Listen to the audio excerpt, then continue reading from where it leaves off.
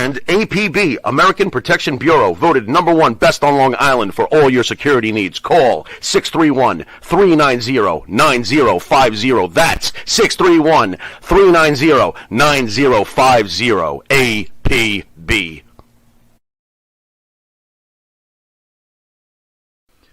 You need a body shop? You need engine repair? Auto Excellence, Collision Specialists, 631-261-6420. That's 631-261-6420. Auto Excellence. Jimmy, I gotta take a dump. What?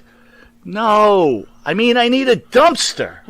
Well, for all those needs, you need to call Big V Dumpster Rental, Long Island, New York, 631-900-DUMP.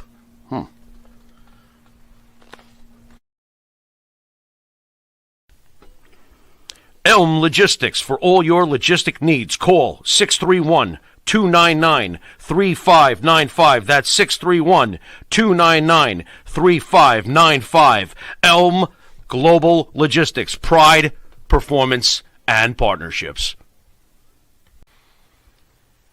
The Monty and the Pharaoh Show is brought to you by... Because wine is your second favorite four-letter word. California wine, New York attitude. Good fucking wine. Yeah. Tired of that same old breakfast, lunch, and dinner? Same old tasting scrambled eggs, burger, that dinner steak, ribs, or pork chops? Why not add a little bit of spice or just a touch of heat to make the difference? Change that scrambled egg with a little bit of Johnny Fabulous's John Cena Sr.'s $1 Million Jalapeno Hot Sauce. Great on burgers, steaks, chops, and those barbecued ribs.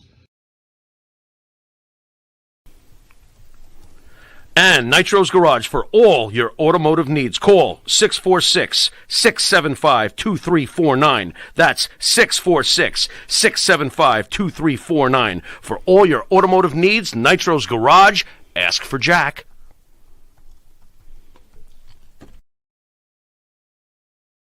Do you treat your dog as part of the family? Well, so do we.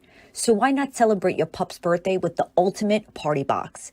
Check us out on Instagram, Twitter, and Facebook at Party Pup Info, and let us make your pup's party or any celebration perfection.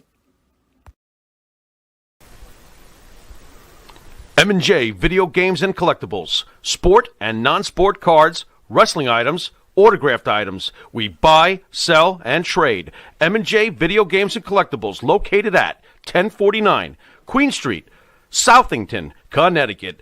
Call us at 1-860-479-9223 or 860-93-GAMES. M&J Video Games and Collectibles.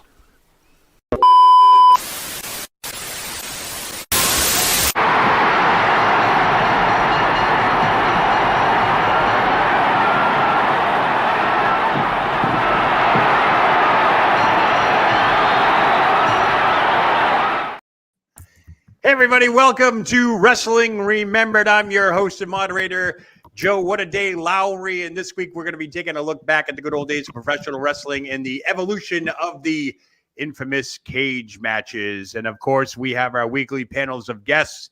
Where did he go? Is he here? Added the stage. There he is. Oh, you disappeared on me there for a second. No, my panel of experts. First up, my brother from another mother, as he likes to call me. He is the player, Benny Scala. Welcome, Benny. Straight out of player, though. There you go, baby.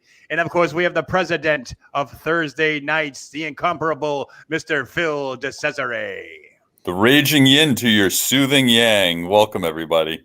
All right, of course, we have the host and moderator of wrestling's newest and hottest online game show, The 30. You can see that exclusively right here on Monty and the Pharaoh's YouTube channel on Thursday nights, 8 o'clock Eastern time. Let's give it up for ESO Bruce. What's happening, Bruce? What's going on, guys? What's going on? So I guess Benny's tricks backfired last night because I think he was trying to go after yours or Dan's microphone, but he somehow got mine. I don't know what was up with that. Yeah, you failed miserably. Unbelievable. Went to the well one too many times, I guess, did. right? That's what they Turning into an enhancement talent. So Mike Monty was going to join us, but he actually got called aside for something. But we're going to cover real briefly before we get into our steel cage segment. As you all know, it started to make the rounds late this morning, which is shocking because it actually happened yesterday. But Billy Jack Haynes, a former wrestler, WWE superstar as well, Portland, Oregon native, and of course, NWA, Florida wrestling, all that stuff. Well, reports are coming out. We're going to try and give you the latest as to what's going on. Obviously, a tragedy took place. This is what we do know right now. A former pro wrestler, Billy Jack Haynes, he still has not been named as a suspect or anything. As a matter of fact, the person that was found on the scene, which is supposedly his wife, was found deceased. She still has not been named. But these are really the only basic information we have right now, the latest. A shelter in order was in place yesterday morning in this Portland neighborhood. A tactical team responded. They had a 2-hour standoff. And what happened was I don't know if there was a confrontation. Reports are varying with the news media outlets in Portland. And what happened was they actually ended up taking him into custody, the suspect. And we're still at this hour awaiting further information from the authorities as to what took place. Now, I do know that some people are confirming that it is Billy Jack Haynes that ended his wife's life via a gunshot wound. We're still not getting the official word from police or investigators that are handling the story. We've been scouring. I actually made a call to the Portland Police Department earlier today. They still have nothing to comment on it. Not even a presser was available at this time. Portland, I do believe, is from the East Coast 3 hours behind, of course, 2 from where I am in Iowa. So who knows? There could be something between now and the end of the night. But guys, here we are again, another Friday. I'll call it a news dump. It happened yesterday. We're finally getting it now. Let's go around the horn. What are your thoughts, Benny? What do you think? I mean, what do you say? You got somebody dead and somebody in jail. And like you said, the thing that really perplexes me is the veil of secrecy, because I watched the Portland news before I got on the show, and they do not mention his name. They just say that somebody mentioned that a wrestler lived in the house. So, why all the secrecy? I don't get that. Yeah, I don't get it either. Phil, what are your thoughts on this? Well, I got a text this morning at the gym from an old colleague of mine from Boston Wrestling, Charlie Wilson, sent that. And at first I thought, it might have been a joke because I was, well, maybe not a joke, but something erroneous. And I started looking around and could find very little. And I texted Monty and Jimmy, and they came back and confirmed that was the case. And from there, other things came out. I know Hannibal had something too. And Hannibal has been really a close friend of his. So he seems like one of the more credible sources right now when it comes to this. Billy Jack is certainly, we could characterize him as beleaguered over the years. Certainly he's had his brushes with the law. The whole kids on the track controversy from years ago certainly might have a little more merit now. So, and I think he self-admitted that he was once involved in some drug trading and that sort of thing too. So a very complex man. And, and of course, we don't want to broach the intimate aspects of the situation. His wife was a little bit older than he was and in poor health, basically. And one has to wonder if that didn't factor into things too. You hear terms like mercy killing and that sort of thing, but I know it's too early to tell. We did see a picture on one of the websites, and I don't know if it's in this day and age, I don't know if this is an accurate picture, but a man who certainly looked like Billy Jack looked like he was apprehended by some officers, But we still have no confirmation. So it's kind of, I've always, my journalistic integrity, always go to the source. And if I can't get that source right now, it's just hearsay. But with interviews taking place between the neighbors and so forth. I mean, and obviously his address, his home is his home and so forth. Bruce, what do you think? What are your thoughts on this? It's just a sad story as it's developing. And Joe, you're the one who broke it to me this morning when I got up. And then again, I right away, like everybody else, went and tried to find some information on it, and there really wasn't much. I think I had found 1 or 2 articles just mentioning it, and it was everything was very, very vague. right now I'm going to respect their privacy. But as we know, we know his wife was very ill. We know he was having some other issues. Right. So, it's a sad situation, and I'm going to wait to hear what else comes out in the news over the next couple of days. I am a little surprised how quiet it is, though.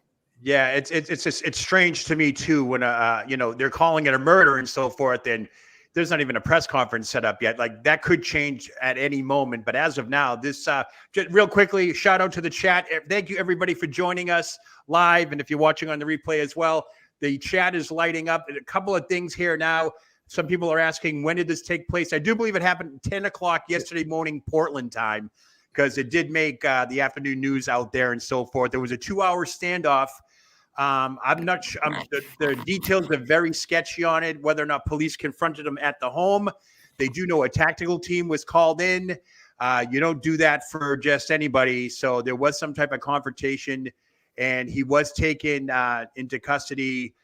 Who we think is Billy Jack Haynes, the former pro wrestler, was taken into custody. Did you guys also notice that none of the other dirt sheets really picked up on it?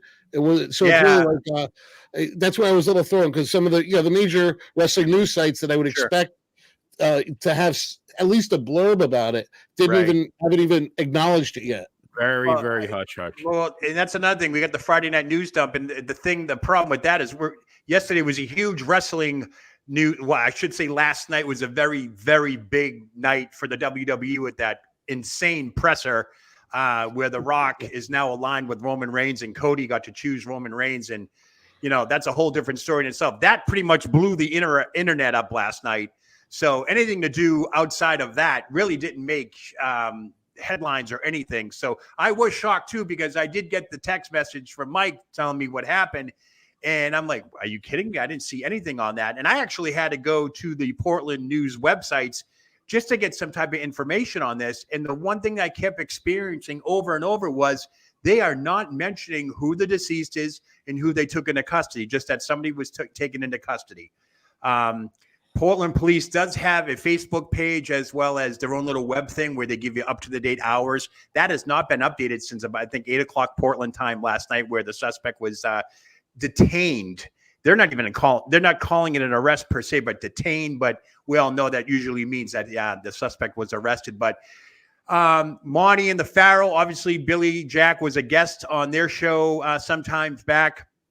There's a lot of speculation on his mental health, whether it's years of abuse, whether it's the demons inside, or steroids, or wrestling and all that stuff. Real quickly. Is this behavior starting to just make it more acceptable now with the mental health status? I mean, how do we approach this now? Because the headline reads former pro wrestler kills wife. Okay. Automatically our minds go to what? Chris Benoit, right? This is a totally different situation. Phil, you had touched upon it. Unofficially, we can say that there was dementia involved, whether a mercy killing, as you did say, you commented on, and so forth.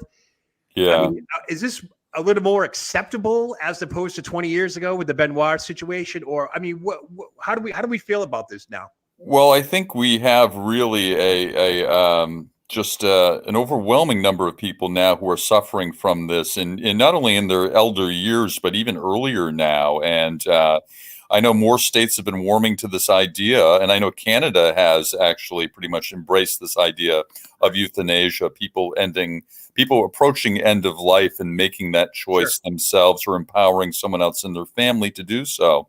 So we don't know yet in terms of, if there were any contracts or agreements or that sort of thing anyway in place. We don't know the degree of illness, particularly with his wife. And it really is believed to be his wife who was the victim here. So again, this could be almost like a precedent setting case, potentially, if, granted the means by which the death occurred, through gunshot is viewed as a violent sort of means, not one we would think of in terms of a mercy killing sort of thing. But, I really just can't see right now that he gets charged with anything substantial. But, again, based upon the little I know right now. Right. Now, Benny, real quick, do you think mental health. The situation in Portland is different than throughout the U.S. I know Portland's been on the map ever since the riots, COVID, and all that stuff. They've been on the news, not for very good things. I hate to say that, but Yeah. drugs are very, very. I think it's almost like a drug-free city now, or something crazy like that. I mean, Benny, you think a lot of these factor into this? Well, you got to go back too. Wasn't Portland the home of Jack Kevorkian? You know, it might have been. I believe it was. So I mean, that kind of. I mean, feel like all of Detroit those was where mercy he practiced killings out of. were coming from the Pacific Northwest. You have a 70, I think he's 70-year-old wrestler who obviously took a lot of bumps, and he's not quite right mentally. And you have, his wife was at least. I'm not even sure if it was his wife or not, but I mean, definitely, live-in companion who was at least 10 years older than him, who had dementia. So you have a woman with dementia, you have, which, by all accounts, she was a bit difficult. And you have him who, I mean, honestly, I don't think the guy was all there. And, mainly because of probably all the bumps he took. Just a recipe for disaster. Right. Bruce, what do you think? What do you mental health status? Is this more acceptable now? Are we going to see more of this down the line with former pro wrestlers who are apparently suffering from CTE, which in turn can lead to dementia type situations? Or what do you think about this? Well, I hope not, because mental health issues are unfortunately nowadays, all mental health issues seem to be a pill away from being cured, and I'm always a little worried and skeptical about things. So, mental health is a very, very touchy subject nowadays in this country. So, I don't know. I mean, when I was a kid, Jack Kevorkian, that was his time where he kept getting arrested with those the assisted suicides. I remember that, and let's. If that's the case, if he and his wife had an agreement or something along those lines, he may have honored her in his own way. I mean, I don't know. The whole thing is a very good just point, Bruce. They might have had some kind of an agreement. Like, if I get this far, I don't want to live anymore. You never know.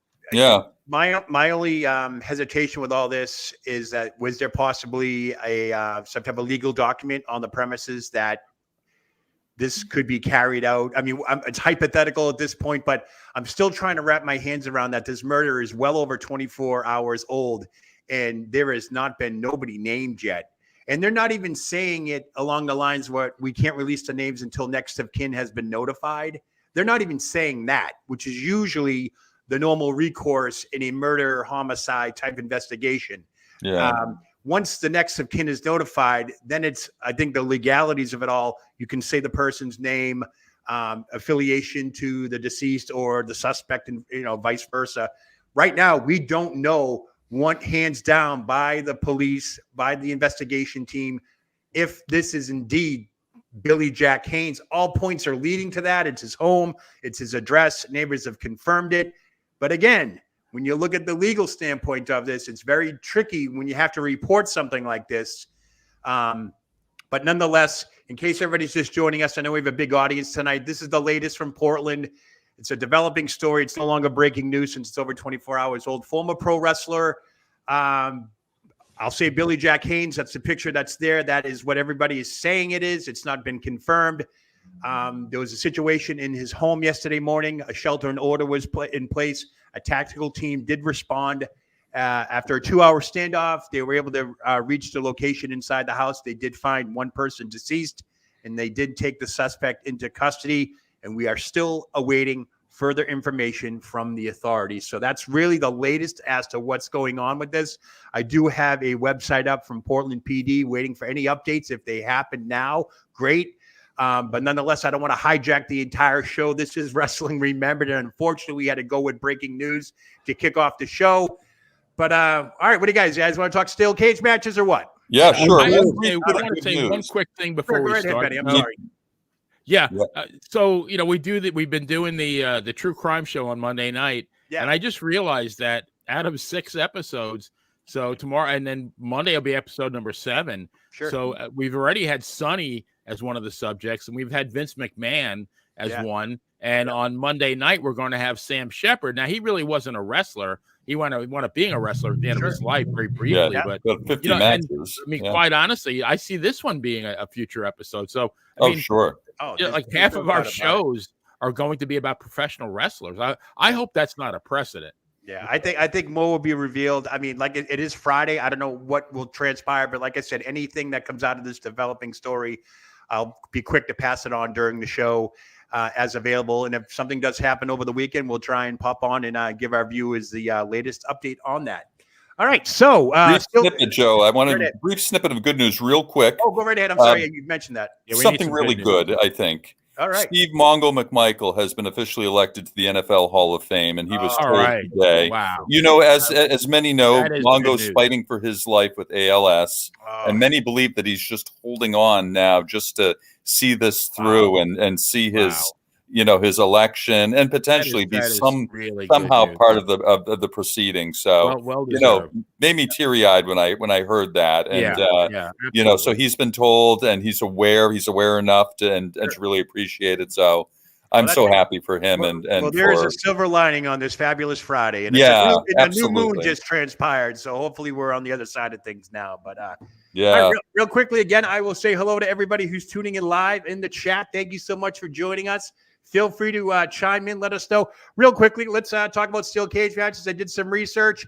Let's educate the audience a little bit, folks. What do you think? So the first ever recorded steel cage match took place June 25th, 1937 in Atlanta, Georgia, as Jack Bloomfield defeated Count Petro Rossi. I'm not sure if I'm even saying that right. It could be. That sounds right. That was good. Check out that cage. Yeah, wow. Look at the cage.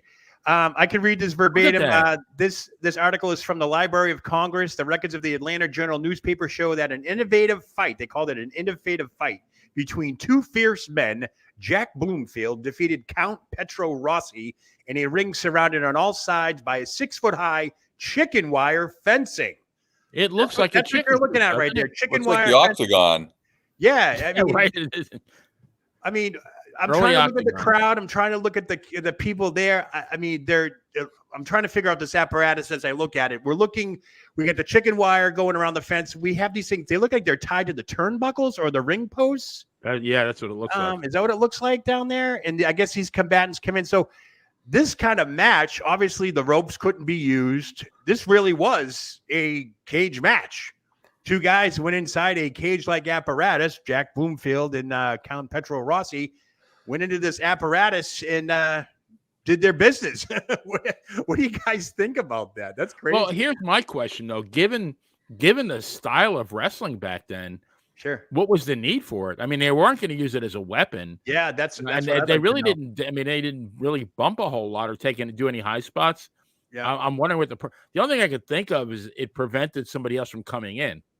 Yeah, exactly. I mean, this is all the write-up I can find on it. It was just saying this is the first recorded steel cage match, and they had to go back to the Library of Congress to dig this stuff out of the Atlanta Journal. So pretty impressive. I'm not sure what the meeting was. I mean, did these guys feud for years? I mean, as we all look at it nowadays, steel cage matches are the matches that end the feuds, right? It's the culmination of blow off. 3 or 4 rounds of going at it. First match DQ, second match double count out, and boom, let's go to the cage. And let's just be honest with what it is. It's an attraction to attract people to get butts in seats. It's been always a promotional tactic. Phil, would you agree with that? Yeah, and traditionally it's been used to at the culmination of a feud. Really sure. When usually several matches lead up to this, whether it be countouts, disqualifications, interferences, schmozzes, and that sort of thing. So ultimately, it's supposed to be the final nail in the coffin, if you will, of a feud, and usually of an emotionally charged feud. And it even goes back in time before they had cages. They had something they called fence matches too, which were more like just wire fences, rather crudely strewn around the ring. Right. I don't know how much they actually did to contain the combatants or to keep the outside interference out of the picture. But I know that the Sheik had a lot of that in his territory back in the day. But that looks actually, for the time, it looks like a pretty cool construction. Look at the size of the ring itself too. Yeah, that ring looks huge. Very visually appealing. My question, Bruce, You're a mechanical guy. How do you think they assembled this thing? I mean, piece by piece. I mean, probably a bunch of sections just putting it together. Right. They buy from back then, don't forget, back then they put things together a lot better than they do nowadays. Oh, that is true. That is true. It reminds me of I don't know, when the circus used to come to town at the old Boston Garden, and you knew the tigers were coming out because they would lower these cages from the top, kind of like how they do now in most wrestling circuits. The cage would descend from below, or sometimes they would come up out of the floor. But this being inside the ring, you would actually have to physically put this thing together inside the ring. Wouldn't you agree? Yeah, absolutely. Yeah, it's not getting lowered down like the modern ones. Yeah, that's for sure. So moving on. Okay, so this was the first one in 1937. The second recorded one was in September of 1942, where John Catan defeated Ignacio Martinez, there's a name, in a 6-foot steel high cage match as these match stipulations started to spread north. Second one was Tito Montez, was arguably the most wrestler who have dominated steel cage matches. He fought guys like Don Kent, Bearcat Wright, Don Arnold, and Kurt Von Steiger in over a decade. He had pretty much the most, from what the internet says, the most amount of steel cage matches in the 60s. So then I dig up this from 1969, the Sheik versus Bruno. As you can see, the steel cage is starting to change now. It's kind of like a steel mesh with wire. The door looks like it's woven on by shoestring or something, or rope or something like that. This is taken at the old Boston Garden, by the way. Yeah. You guys, Joe, my friend was actually there. I have a friend. He's an older guy from the gym and I was asking him about that. Okay. He was actually there. It was a pretty bloody match. Of course, the Sheik had some kind of weapon. I forget what he said he had. Of course, he had a weapon. And ultimately, he thinks that Bruno pinned him too. I that's believe very so. rare. Yeah, very rare photo. It's the old Boston Garden. As you can see, the cage wasn't. Well, the cage was about what I'd say 10 feet high, maybe tops over to the ring post. If you look at that, if you measure it, so that was that's a good piece of steel for 1969 to be around the ring, and it looks like it's linked onto the mat on the bottom. Obviously, the ring posts play a huge role in all this, but again, when you look back on it, it's the time of, promotion. People, the boring matches of yesteryear culminated with the steel cage. Obviously, the Sheik was a big blader back then, so of course there was blood involved and all that. Another one that was interesting, this is when the 70s rolled around, the WWF, the Worldwide Wrestling Federation, they started latching on to these cave matches. Now, get a load of this. 1974 was the first time that the Worldwide Wrestling Federation debuted their cage, which kind of looks like the cage from the 70s and 80s. And it was Captain Lou Albano versus Bruno Sammartino. There you can see it now. Kind of looks, I know the pictures are tough. These are video images you can get on YouTube. Captain Lou Albano, I think he was known as Lou Albano then. It wasn't even captain yet. And he's fighting Bruno Sammartino. And look at, if you can see on the right, I know it's kind of dark, but there's a lot of leeway there with the cage. So these things had a lot of give. Yes. Yeah, there was a lot of give in that, which to me was, I mean, you can see the crowd is pretty far away from the ring. It's not like they're ringside anymore, because maybe, these things weren't built to take that kind of punishment, even though, they're in there doing their business and all that stuff. But I thought that was a neat tidbit showing that, where 1974, this is the first time that the WWF, the then WWF, used this type of fence type for a steel cage chain match. link, yeah. And you can see the poles in the middle. So with that being said, to me, cage matches being in person was awesome. What was it like for me at the old Garden? I don't know if Bruce or Benny or Phil could chime in on this. It took like a half an hour to set these things up. It sure did. Go ahead. Yeah. The first time I ever heard of a steel cage match was actually the show you went to, Joe, okay? Yep. In my mind's eye as a little kid, I thought of the chain link fence. I thought of actually barbed wire going around the top for some reason. And I actually thought it was like a Hell in the Cell with a chain link roof and actually like with a hatch door. And in my mind's eye, I was wondering if these guys had to somehow climb up over the roof and then go in through that or out through the hatch door. Sure. Oh, So yeah. I had no idea until I actually saw one live what it really looked like. They didn't, really show them on TV back then. Yeah, it was like a bunch. Bruce, you did it. I know we'll get to everybody's favorite cage match. That's another highlight we got coming up.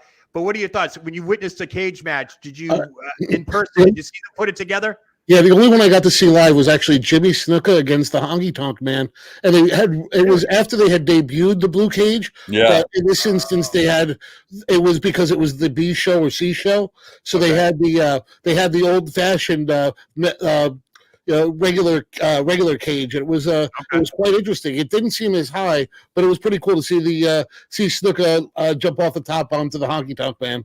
There you go. And one of the interesting things here, over in the AWA, they had a similar cage right here. This is, I want to say late 70s, Crusher versus Nick Bockwinkel. There you can see this one, unlike the WWF or WWF back then, they just had, it looked like 6-10-foot chain link fences. Because if you can see the top, it looks like they just built a fence around the ring. There's nothing really securing it up top. And going back to what Phil said, I know I sound like a geek talking about this, but that barbed wire that didn't go around, it was kind of like a wire rope that tried to keep the cage contained. I don't know. I'm trying to see if I can explain it more. Sure. When on top of the cage, they had these holes in the corner, and they would wrap this wire around, so the cage would just stay in place in the corners, even though they had the middle poles on each side of the ring and so forth. So every area of the country had their different versions of the cage, but one thing proved very profitable for promoters: they made money. They put butts in seats. You get the right two guys. So with that being said, Benny, why don't you tell us about your favorite steel cage match, who the combatants were? Well, yeah, and I've never seen one in person. And before I tell you about my favorite one, I found one doing some research that I had no idea about. One of the earliest steel cage matches was in Edmonton, Alberta, Canada. And it was Tony Angelo. I don't know if anybody out there remembers Tony Angelo. He was actually Ivan Koloff's original manager when he came into the WWF in 1970, I think it was, early 70. Okay. But Tony Angelo defeated Frank Marconi on February 9th, 1954. And then Marconi retired, and he invented the wireless telegraph after that. Didn't he, Phil? I think he invented the radio, didn't he? Yeah, maybe that's what it was. Yeah, I think he did. I mean, let me get this straight. Two Italians wrestled in Canada inside a cage. Yeah, you got it. But obviously, my favorite, and it's not so much the match itself; it's the build up to the match, was Bruno and Larry. I mean, a real life story. Everything about that story was real. I mean, Bruno was Larry's mentor. Bruno was, at I don't know, 16 years old, Larry crawled under Bruno's hedges and actually introduced himself. They trained together. Bruno made him go to college. I mean, et cetera, et cetera. And Bruno got him started. And that was pure gold. So, I mean, just the emotion. And I don't know if you guys watched it live, but when I watched the exhibition on TV, I think it was early 1980. Yeah. I mean, by then I knew what the score was as far as wrestling goes, but I jumped out off the couch and I call Zbyszko every name in the book, but and then the promos after that, Bruno calling Larry Judas. I mean, it was perfectly orchestrated. I've seen the old videos as well, and I want to say when Larry Zbyszko was leaving the ring, wasn't it a lady who wanted to get at him? Security had to hold her back, because it was TV wrestling. It was TV wrestling at the time. You're talking about the incident where they had the scientific match on TV, and then he turned on Bruno. The exhibition, yes. Yeah, and he hit him with the chair. Larry clocked him with the chair, and Bruno, Bruno was a great wrestler, but a horrible blader. Right, and that is true. Back when a chair shot meant something. Yeah, exactly. That chair had no give to it either. I mean, no, that was real wooden stuff there too. All right, Bruce, you got a favorite cage match? Why don't you tell us about it? Absolutely. Back in I believe it was 1987. It would be Paul Orndorff against Hulk Hogan when they had the simultaneous. They both simultaneously hit the floor at the same time, and they had to restart the match. That was it was such a great gimmick. It was the second cage match I had ever seen, and I was so enamored, and it was so cool. And Paul, that was Paul Orndorff was one of my favorite wrestlers back in the day, and I thought he had Hogan there, but hey, we know what happened. Yeah, that was a great ending too. They had the TV monitors stationed perfectly. Amazing both camera angles for both guys hitting the floor at the same time. Of course, that was my prediction for this year's Royal Rumble with Cody Rhodes and CM Punk, but I guess that went a different route. But I wonder if that would have happened though, Joe, if Punk had not gotten hurt. Yeah, I still think they called an audible. I mean, if you really want to get into that, I'm telling you right now, I don't think CM Punk's hurt. Really? I have my own philosophy on this. Ooh, okay. I'll save it for later on, but I think I've talked to about 10 people today about this, and I have a feeling we're in for more of a ride than what's actually taking place right now. You think The Rock was something else is going to come down the pike. I have a feeling. So, all right. So nonetheless, by the way, get back to Bruce's cage match real quick. There's that infamous blue cage. Anybody a fan of this cage? It was the one I grew up in. I figured that.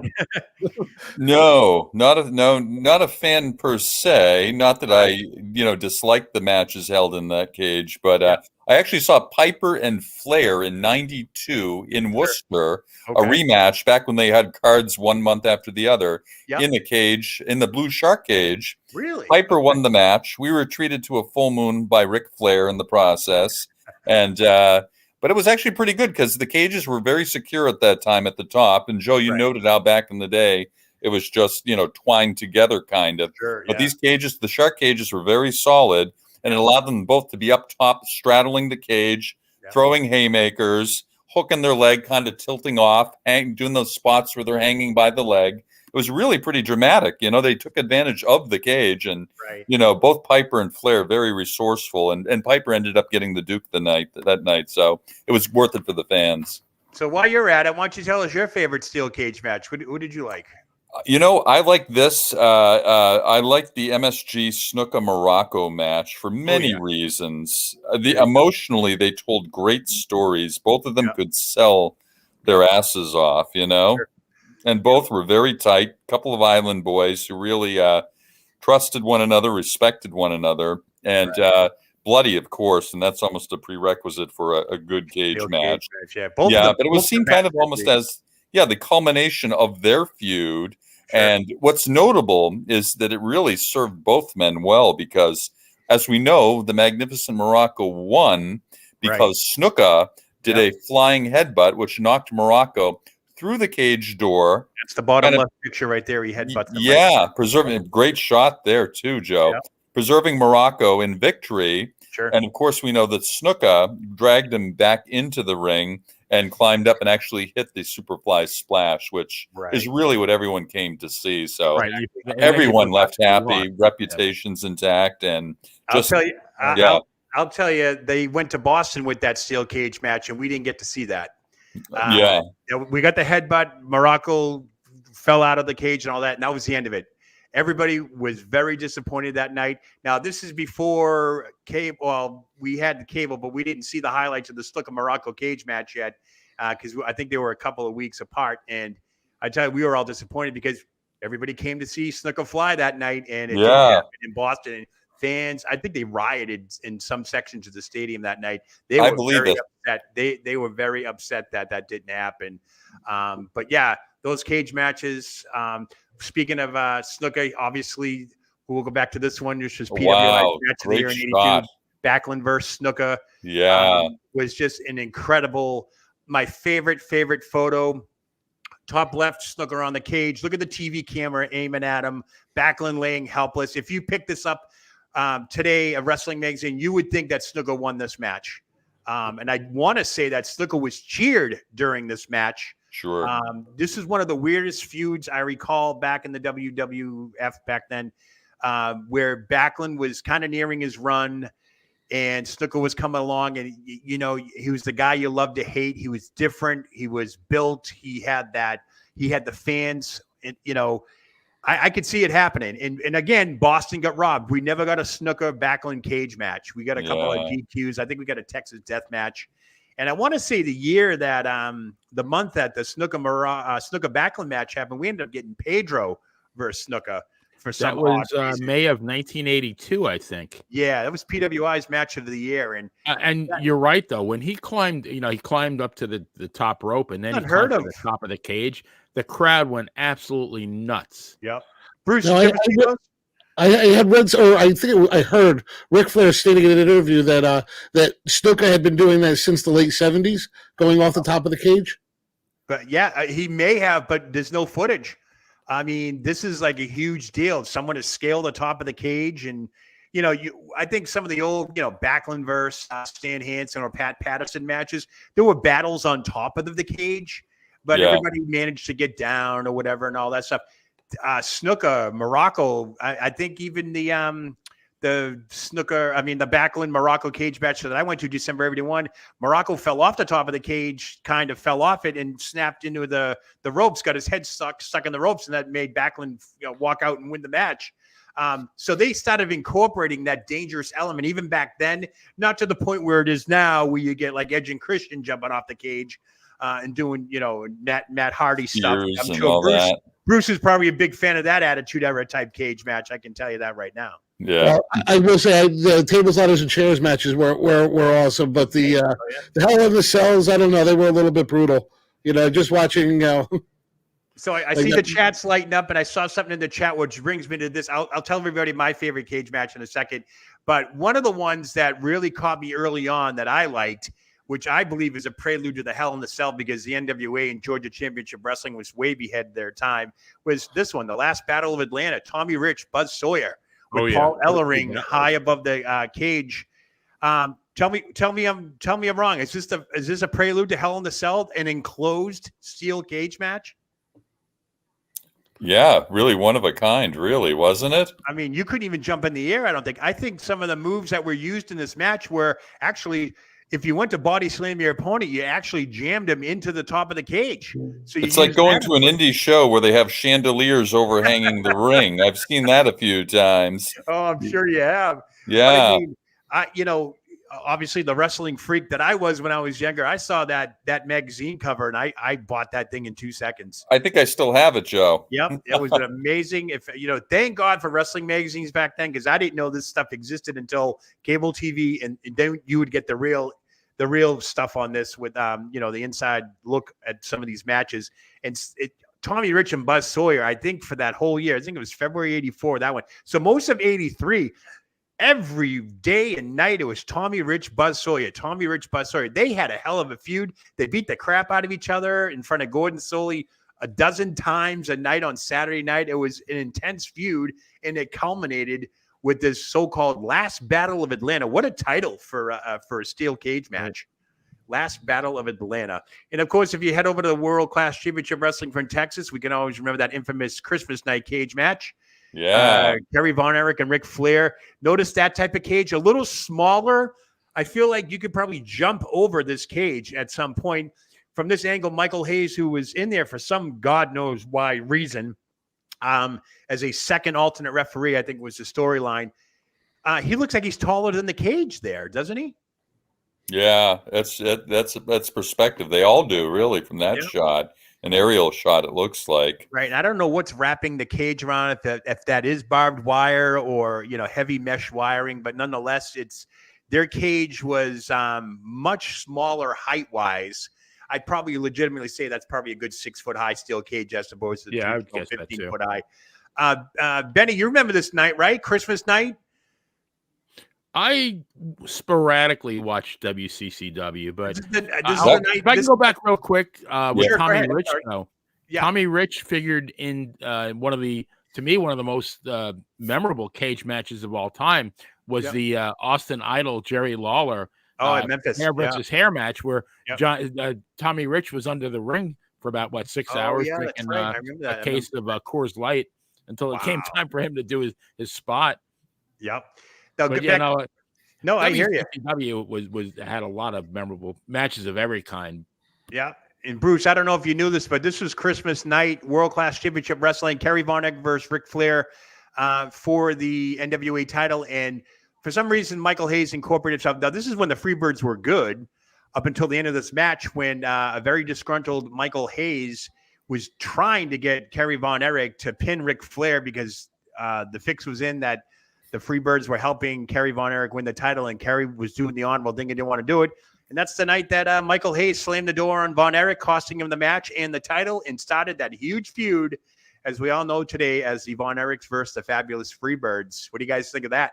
Well, now you have like a whole staff of creative writers, and back then you just had like Fritz Von Erich and maybe one other guy figuring this stuff out. Right, exactly. What was that cage they had? The Triple Terror of Doom or something with Terry Gordy and the Von Erichs. I forgot what it was. I just remember I have vague recollection of watching that on reruns on ESPN. Nice. My favorite steel cage match for a couple of reasons. One, I loved going to see live steel cage matches. I've seen dozens of steel cage matches over the years, but my favorite match doesn't get a lot of notoriety. But it was 1986, February of 86. It was Roddy Piper and Bruno Sammartino. Now, I never saw Bruno wrestle ever. When I became a fan, he was kind of retired. He was an announcer, but then he came back for in 85, WrestleMania with David Sammartino. But they started this little feud with Piper and Bruno, which was great. And they had a series up at the Garden, culminating in a February 8th, 1986 cage match. Now, just a little backdrop on this. The match was held in Boston at the Boston Garden, the old Boston Garden. It was right after, literally a week after the Patriots lost the Super Bowl to the Super Bowl champ Chicago Bears.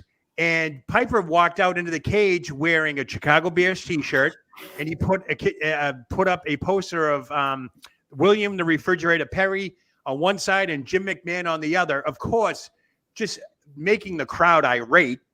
And here comes Bruno down, and I tell you, my ears started ringing like I could not believe the popularity of this wrestler who was basically over his prime. I want to say he was well into his 50s at this point, close to 60s. And he was fighting this guy, this loudmouth Piper, who fresh off WrestleMania a year before. They went in, they had this match. Bruno shoved the posters down his throat, up his ass.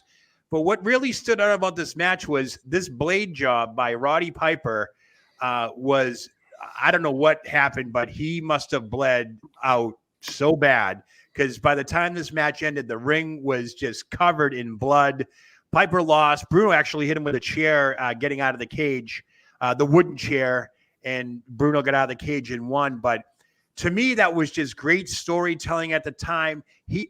Piper was so good on the mic and so good just to really get under the home crowd skin. Fresh off a Super Bowl loss, less than a week. The Super Bowl was Sunday. The following Saturday, they had this cage match, and he comes out wearing a Bears jersey. This crowd just erupted. They wanted him dead. And in case you didn't know, the Bears trounced the Patriots back in '86, as we all know. But Mongo was on that team too. I was just going to say that. Steve Mongo, McMichael, the Super Bowl Shuffle, all those guys. But did you ever see anything like that, Bruce, back in the day? Those matches at all?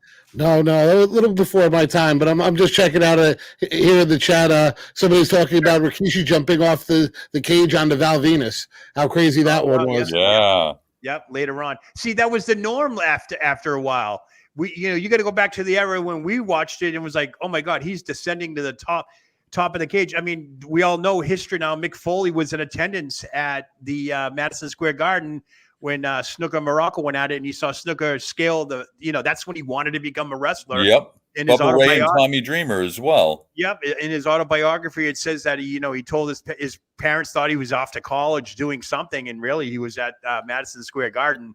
He hitchhiked with Dominic. Yeah, he hitchhiked. It was it was a feel good story. We couldn't imagine seeing a cage match where somebody's actually going to do the unthinkable off the top, whether it's anybody else. I mean, I get woozy seeing these guys, Backlund, Patterson, Slaughter. They would fight on top of the cage, and I'm like, and this gets me into another thing. I hate to jump around, but the rules were so different in the territories on steel cage matches. Growing up, me personally, there were only two ways to win a cage match. First one out the door or over the top. There were no pinfalls. There was nothing like that. You had to get out the door, touch the floor, or over the top and touch the floor. Yep. Somewhere along the line, things got crazy in the WWE and pinfalls, and referees weren't even allowed in the cage. Well, I can tell you, Joe, Sure. things got crazy. We're almost at Valentine's Day now. We're approaching Valentine's Day, and back in 1999 at the I St. knew you were going to Valentine's bring this Day up. I knew it. massacre, Yeah. Stone Cold and Mr. McMahon had a battle to determine who was going to go on. If Stone Cold won, he was going to go to WrestleMania and vie for the WWF. It was F, I won't say E, I know, championship. And we saw the debut of a 7-foot, 500-pound monster named Paul White, who ended up coming, I think, through the mat. Did he come through the mat back then? Yep, he came but out. he threw Austin through the fence, through the cage to victory, nonetheless. So it swung open. dramatic. The thing swung open, and I remember that. You went right through the wall. Yeah, he went right through it. The cage swung open, and he fell and hit the floor, and that's how he won. And But I'm trying to figure out NWA. I go back to Starrcade, Flair, Dusty Rhodes, pinfall inside the cage with a referee. Joe Frazier was the referee, I think, at that point. Every territory had a different rule about the cage matches, and it kind of confused the hell out of me because I'm like, I grew up knowing that first one out the door or over the top wins. That's how the cage matches was. That's how it generated excitement. I get now you get the pinfalls, but you have another person in the ref. It's already an enclosed situation to begin with. Now you have a referee in there, which, makes it even more smaller. Anybody can chime in on this. What are your thoughts? What were your favorite types of rules for cage matches? Go ahead. Back in the mid-'80s, 85, 86, it must have been 85 or before 86, Magnum TA and Tully Blanchard had their infamous I quit match within a steel cage. Right. And I don't know if one could escape the cage in that situation, but I do know that pinfalls did not count because I remember Magnum covering Tully or Tully covering Magnum, and the ref just didn't count. Right. We all know how that ended. That was a dramatic cage match in its own right. Sure. Yeah. Largely because we heard so much action and they were selling so well, and you heard the screams and the groans, and certainly visually with all the blood loss, it was tremendous. And we can't forget Baby Doll at ringside back then. Yep. Baby Doll, who was just on Monty and the Pharaoh the other night and did quite well for herself. Yep. But dramatically out there with her white gloves on, just covering her face in horror. Yeah. Classic match. The steel cage rules did not apply. Yep. Magnum won ultimately with that wooden shard to Tully's forehead and eye. I quit. Very dramatic. Yep. Really. And so that ranks up there too, but a different kind of cage match. Sure. Benny, what do you think? What's your favorite kind of ending? Over the top, through the cage? Well, I tell you what. I mean, you just mentioned Magnum TA, so this is a perfect segue. So that match was, I think, November 28th, 1985. Sure. Moved forward about 11 months after Magnum's car accident. Yep. And October 24th in Charlotte, 1986, was the birth of the Superpowers. Dusty and Nikita, beating Tully Blanchard and J.J. Dillon. Yep. But the emotion of the crowd when Nikita came into the ring. And I believe in the beginning of the match, JJ and Ole both attacked Dusty. Yeah. And Nikita stood there for a minute, and you're thinking, like, wait a minute, is he gonna, is he gonna go right back to being a heel? Yep. But like, a couple of seconds later, that 2 seconds of pause was just so good. And then, Nikita beat the crap out of Ole, kicked him out of the ring. Sure. And they did the, I guess, the doomsday device kind of on JJ, where Nikita lifted him up, and then Dusty did the elbow off the top rope, and then they bloodied him after that. And then Nikita just stood up on the ropes, and the crowd went absolutely nuts. Wow. And it was just one of the most emotional nights in the history of wrestling, actually. Because, Magnum was such a huge figure in the NWA, and I mean, what a tragedy it was when he got Bruce, what are your thoughts? You like through the door, over the top? Over the top. Back in the day, I mean, how much of a dramatic exit were Hulk Hogan's, his wins in those steel cage matches? Right. Always climbing over the top, and that was my youth. But then again, I also have to say, the variation of the steel cage match. I used to love the War Games. The original War Games was absolutely amazing.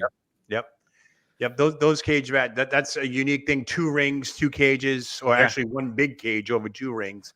But that's incredible. I mean, that's innovative. The scaffold matches, we can go down the line there. The big one there with the Midnight Express and the Rock and Roll Express or whatever going at it, Big Bubba and all them. Jim Cornette taking the bump off the top of the scaffold. Crazy, yeah. Innovative and all that stuff. So it got very creative steel cage match-wise, but I was never a big fan of the pinfall inside the cage. You can do that anywhere. You can have a pinfall in any type of match. It's almost the equivalent of, I don't know if you guys remember, like Backlund and Morocco would fight in a Texas death match, and anything counts. But when you go to pin the guy and he puts his foot on the rope, it doesn't count. Right. It's like it's a Texas death match. Does it really matter? Right. The first rule of a Texas death match: there are no rules. There are no rules, right? Gorilla Monsoon used to say that. Yep. I mean, all's fair in love and cage matches. That type of stuff. But I just was never a fan of the pinfall. I loved the element, the surprise. Like you said, Bruce, both feet hitting the floor with Hogan and Nordorf on Saturday night's main event. That was awesome. Things like that. The enclosed last battle of Atlanta, which obviously was a prelude to Hell in the Cell. The concept was there somehow, and the WWE just transcended it more with, Shawn Michaels and The Undertaker going from there and so forth. But, let's go to modern day. We got it coming up 2 weeks in Perth, Australia. The Elimination Chamber. That is one hell of an apparatus, enclosed, steel cage or bar, whatever it is. It's a chamber nonetheless, but it's still a very violent looking apparatus. What are your thoughts on that? Elimination Chamber. What do you guys think of that type of match? Like you said, it's a new variety of off of an old idea. I do enjoy the Elimination Chamber, the randomness of it, but it's just the old cage matches were just so dynamic. I mean, it's like Hell in the Cell. Hell in the Cell is awesome. However, right, we wouldn't be there if we didn't have these legendary matches of the past. Yep, there you go. So, and I want to say two things though. One is that so many of the gimmick matches we loved when we were younger. The dog collar match, the Russian chain match. What else? The Indian strap match. The hair versus hair match. The loser leave town match. Russian all that chain. stuff is gone, but the steel cage is still here. It's the one thing that survived the test of time. Sure. And the cage itself though went from the purpose of the steel cage was containment. Yep. And then after that, back in the 70s with Bruno and Backlund, it actually became a weapon. I mean, you throw the guy into the cage. Next thing you know, he's covered with blood. Exactly. And then now it's, more for actually Snuka made it into a device for a high spot. So it's kind of evolved over the years. It's definitely evolved. And I'll just go by the old saying that steel cage matches make for great promotional butts and seats type of element where you want to get that crowd into the arena or stadium. I don't recall steel cage matches at, like, say, high schools and all that. Do you guys ever recall that growing up? Did you ever see one in a very obscure location like that? They were pretty much main arenas, right? Did. Bruce, did you ever see a steel cage match like a high school arena or an Opry or something like that? We didn't get I'm not counting ECW. I'm not counting ECW now. No, not until later in the 90s you started to see that, but not back in the classic eras like the 80s and the 70s. Yeah. One thing I do recall is I want to say it was the night Morocco and Snuka fought. Pat Patterson was feuding with Ivan Koloff. Remember the little brawl, the little feud they had. And Ivan Koloff was just simply wrestling Pat Patterson and all that stuff. And back in the day, they would store the ring in the corner of the ringside area. So you really couldn't walk around the ring, so to speak. If you did, you'd have to step over the cage. And I remember Pat Patterson chasing Ivan Koloff around the ring. Ivan actually slipped, fell, hit his head on the cage, and boom, he's busted open. And now you have this regular 10-minute prelim match, and now you got Ivan Koloff, bloody mess. Just really cut open bad because he hit his head on the mesh, but tripping and falling over. It was the funniest thing. Like, you got a show before the show. That's hard way, man. Wow. That was kind of neat. Real quickly with the Snuka Morocco matches, I loved seeing Buddy Rogers. If you recall, they would take the trip around the cage to make sure everything was tight. Yeah. They would look at the height. They would sell it so good. It got the crowd into a frenzy doing that, and it was just incredible. It would just get that crowd. I remember Morocco pacing at Madison Square Garden, like, get in here. Just really, mind games, and Buddy Rogers with him looking up. Like, it was just great stuff back then. Absolutely. Yeah. But I think we've come to our crossroads here at 7 o'clock, folks. We had great. I want to thank again everybody for coming in the chat. Maria, Roger, the everybody that's been in here. Let me see. Loose My Candy was playmate. here. Beth Harper, of course. Beth Always in Harper. attendance. Jay Will. Awesome. Jay Will. Thanks Joe for Myers in the house. Joe Myers in the house. Oh, look, Phil DeCesare. Who's that guy? I don't know. So everybody, great comments and so Roger forth. F. I'm looking at the internet. I see Little nothing. Patty. I still see nothing new in regards to the story that topped us at the top of the hour. In case you just joined us, if you don't know, I'll just put the graphic back up there. A developing storm, a pro wrestler has been taken into custody in a shooting incident that took place yesterday in Portland, Oregon, or the neighborhoods of Lent in Oregon, right outside of Portland. There was a brief standoff. Tactical teams responded. After a 2-hour standoff, they took the suspect into custody, found one person deceased, and as of this hour, 7 o'clock Central, 8 o'clock Eastern time, and I'll probably say 5 o'clock Portland time, still nobody's been named. Nobody has been named as a suspect. They have not identified the deceased yet, but all accounts, eyewitness accounts and so forth, does claim to be that it is the former pro wrestler, Billy Jack Haynes, who has been taken into custody for the alleged homicide of his wife, if they were married. They're saying they were married, but again, guys, we talked about at the beginning out, we have no confirmation yet as to who, what, where, and all that stuff. Real quick, closing thoughts. I'm thankful Billy Jack is alive. I'll say that first and foremost, that it wasn't a murder-suicide situation, regardless of the circumstances. Right. I'm glad that he didn't take his own life. And I hope that this was a case of either, and again, one thing we didn't consider, self-defense, you know? I know, how could an 80-something-year-old woman with all these infirmities pose a threat? I don't know. But I'm hoping it's that, or again, as I speculated at least, or maybe we did, that it might be some kind of mercy situation. You know, who's to say? But I'm thankful at least Billy will be able to tell the story behind this at the very least, and that he didn't take his own life too. Any quick last thoughts? Yeah, I mean, it caps off a week of, an incredible amount of news in professional wrestling, between the ongoing saga of Vincent Kennedy and McMahon, you know, all the twists and turns that are going on with WrestleMania, and now this. I mean, geez, unbelievable. Bruce, last thoughts? It's a sad day to hear something like this, especially if someone we watched. I got to watch in my youth growing up, and you know, let's hope that there's some type of positive message out of this. It's just. Yes, I'm going to sit back and wait for more information to come out. Yeah, and as Bruce says, as more information becomes available, we'll pass it on here, either on the Monty and Pharaoh Facebook, all social media handles, and as well as YouTube.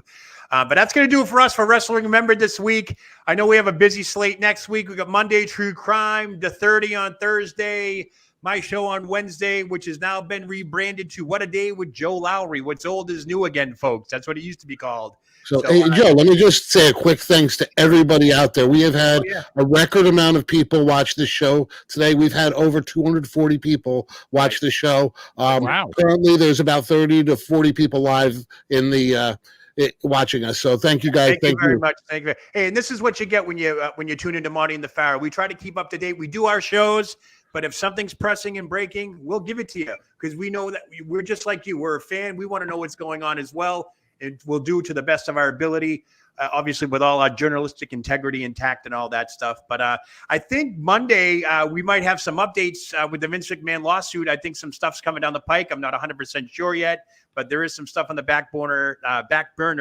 that looks like that might be coming to fruition soon regarding the Janelle Grant lawsuit. So we'll stay tuned for that. And, of course, the 30 on Thursday nights, Monty and the Pharaoh falls right after that. They had Baby Doll on. I don't know who the guests – Missy Beefcake, the girl I went to high school with, and her husband Brutus, they're coming on, right? St. Valentine's Day Massacre Thursday night at 8 o'clock on the 30. And we'll be back here next week with Wrestling Remembered. I usually pick a topic over the weekend, so I'll be sure to get that to the guys, and I'll let everybody know what it is. But until then, I hope everyone has a great Friday night. Enjoy the new moon. That's right. It's a new moon, folks. Oh. So I want to thank everybody for all that good stuff. So thanks for watching. We'll see you next week, guys. Take care. Take care. Peace.